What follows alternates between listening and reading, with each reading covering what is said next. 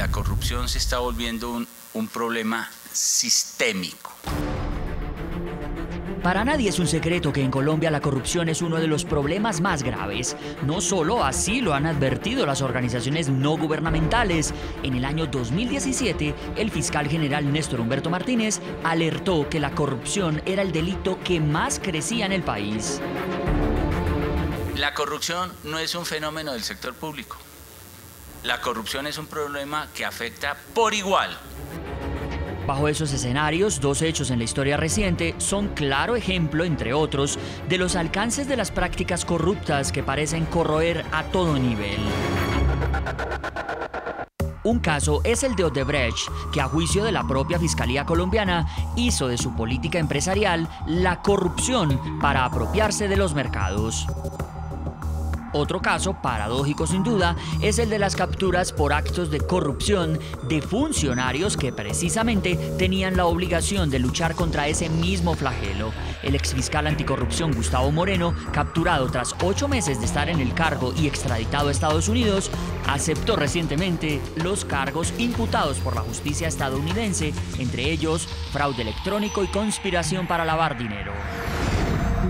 Las cifras no mejoran. En el índice de percepción de la corrupción de Transparencia Internacional del año 2017, Colombia no mejoró. El país mantiene desde hace 4 años una calificación de 37 sobre 100 puntos, lo que significa que no ha cambiado la imagen que grupos de expertos tienen sobre el sector público colombiano en cuanto a corrupción. Colombia cayó 6 puntos desde la última medición, pasando del puesto 90 al 96 entre 180 países. Lo que se roban los corruptos. El reciente estudio de la Universidad Externado titulado La corrupción en Colombia reveló que más de 189 billones de pesos le costó a Colombia la corrupción entre 1991 y 2011. Según el estudio, entre 2009 y 2016 fueron registrados 3.966 casos en el sistema penal oral acusatorio y 326 sanciones disciplinarias relacionadas con corrupción.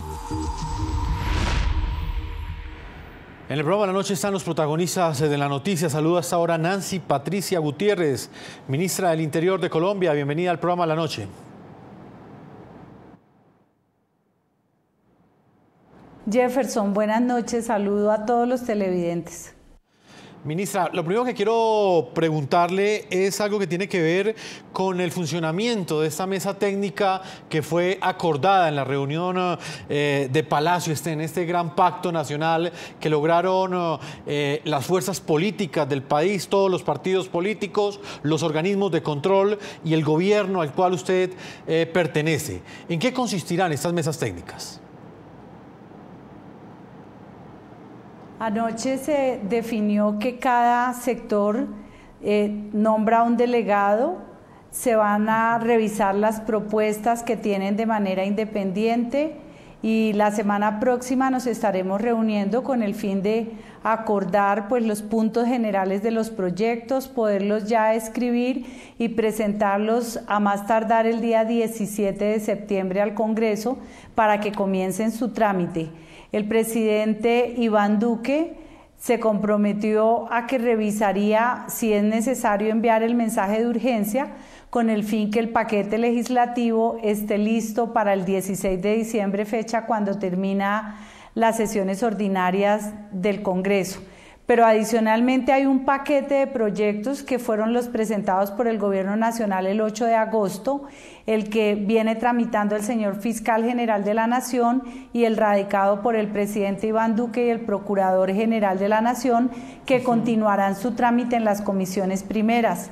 Es decir, que vamos a tener un paquete de proyectos que va adelante y otros que vienen ya elaborados con el consenso de todos los sectores. Señora ministra, usted me habla de un paquete legislativo. Expliquémosle a los colombianos cuáles son esas leyes que serán aprobadas antes del mes de diciembre.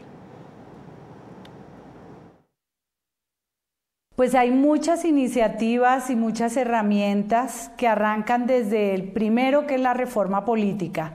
Hay un acuerdo en la gran mayoría de partidos y yo creo que esto va a ser una realidad que se cambie el mecanismo de elegir a los miembros de las corporaciones públicas, suprimiendo el voto preferente. Es decir, vamos a tener listas cerradas, listas únicas por partido. Esto tiene una ventaja muy grande: ordena la política, permite gobernabilidad y adicionalmente hace que el ciudadano elector, cuando vaya a votar, pueda identificar claramente el eje programático e ideológico de quienes van en una lista, por ejemplo, al Congreso o a un consejo de una ciudad o de un municipio. Este es el primer gran paso que daríamos, porque también terminaría con las grandes sumas de dinero en las campañas y se generaría realmente la posibilidad de tener unos debates programáticos y unas líneas de acción de cada uno de los partidos. Adicionalmente viene el paquete de propuestas que presentó el Gobierno Nacional, algunas que coinciden con lo que fueron las preguntas de la consulta anticorrupción, temas como por ejemplo limitar el periodo de los miembros de corporaciones públicas a 3, es decir, que nadie puede estar más de 3 periodos en una sola corporación. Adicionalmente, levantar la reserva de las declaraciones de renta para que cualquier persona pueda conocer el monto y los bienes de las personas que ejercen función pública.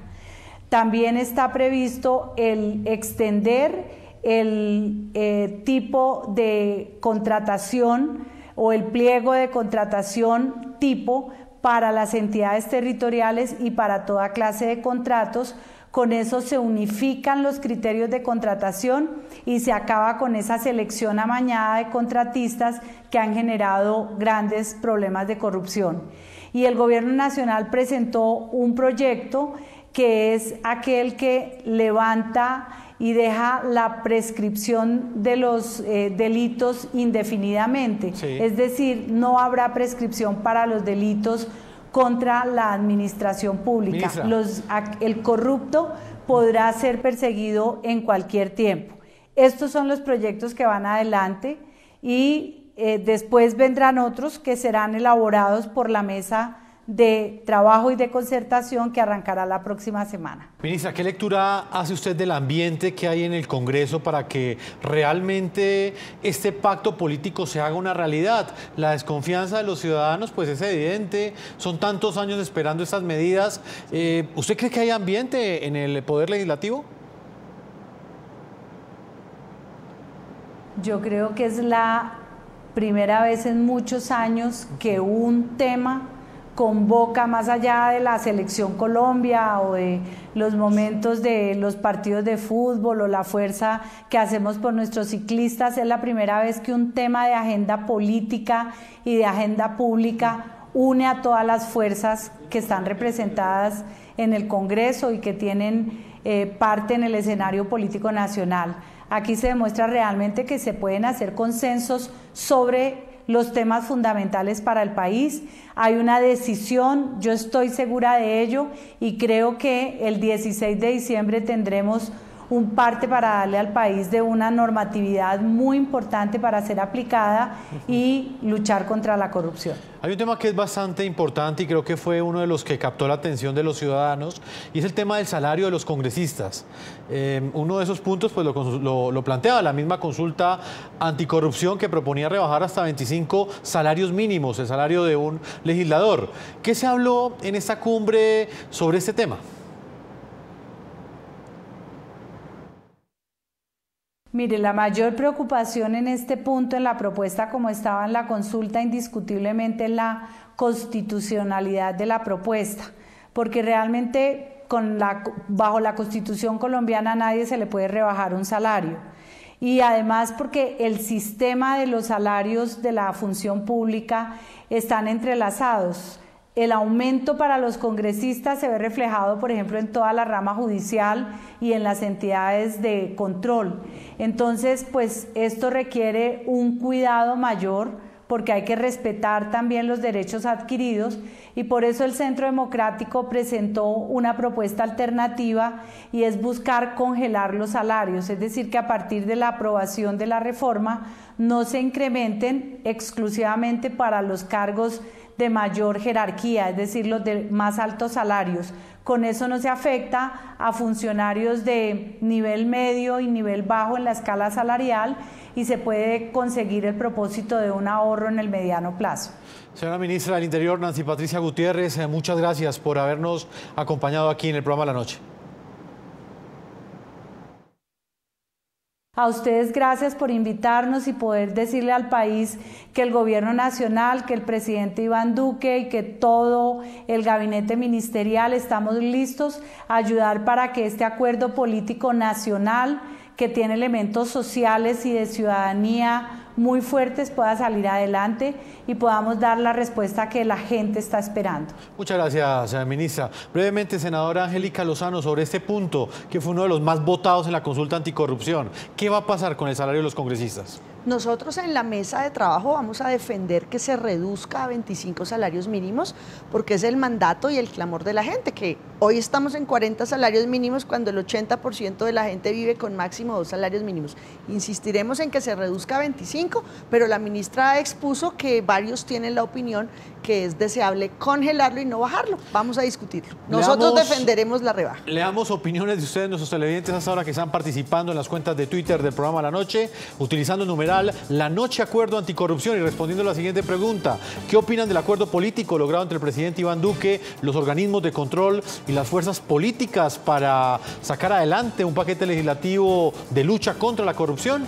Leamos opiniones de nuestros televidentes. Luis a esta hora dice lo siguiente: la lucha contra la corrupción requiere de herramientas articuladas que trituren ese mal. La justicia es la principal herramienta y la están dejando tal como está. Lo de la Contraloría como tribunal es otra cosa muy distinta. Luis Tovar dice lo siguiente: como ciudadano de a pie, le repito que así fabriquen en el Congreso 1 millar de leyes contra la corrupción y no cambien las Cortes y la justicia, nunca acabarán con la corrupción. Miguel Carvajal afirma lo siguiente: una cosa es lo que se acuerda y queda en un documento y otra el cumplimiento estricto de esos acuerdos. Opiniones de nuestros televidentes. Cuando regresemos de comerciales vamos a estar analizando estas opiniones muy interesantes. Por ejemplo, una de ellas, la que tiene que ver si realmente lo que se pactó en este acuerdo se va a cumplir en la realidad. Es decir, en esas sesiones del Congreso que tendrán lugar en el Congreso de la República hasta el mes de diciembre. Vamos a una pausa y ya regresamos a la parte final de ese programa La Noche.